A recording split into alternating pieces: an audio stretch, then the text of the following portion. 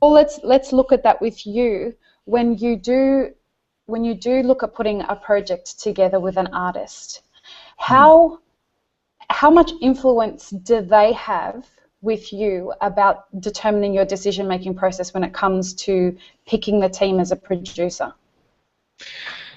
Budget. It totally just comes down to how much someone can afford to spend on a record.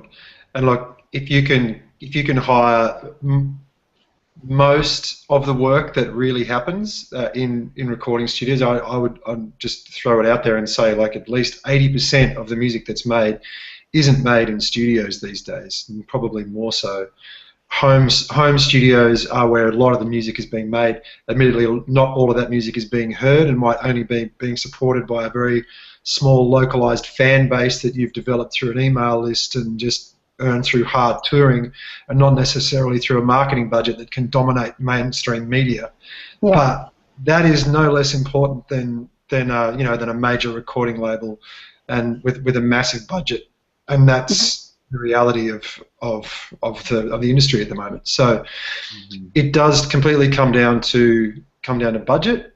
If you can find a really great drummer to work on a track that happens to be a mate of yours and can be plied with alcohol and drugs to do you a favour, then I will take that option to get the right person to play on a track but might charge a major record label a lot of money. I guess it's about you look at any sort of choice of what you want to do. You want to have a string section. So, well, we could hire the Melbourne Symphony Orchestra, or I have a friend that lives down the road that plays cello, and she could just do all the parts, and then I have another friend that plays violin. So it's looking at the options. What's going to be the best? What's going to produce the best result, and most of all, what's going to honour the song the most? Yeah. Using real instruments as opposed to using music in the box, or on plugins and that sort of thing.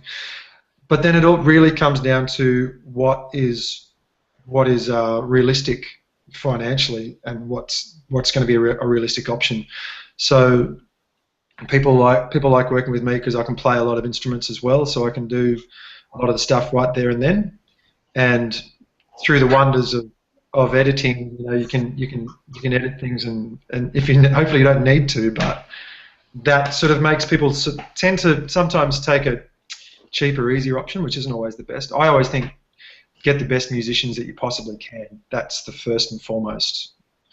Get good musicians. Then that takes out a lot of the work. That have good instruments with good tones. That makes the job of the producer a lot easier. Makes the job of the mixer a lot easier, and then ultimately creates a better outcome at the finished recorded product. I am what keeps me here.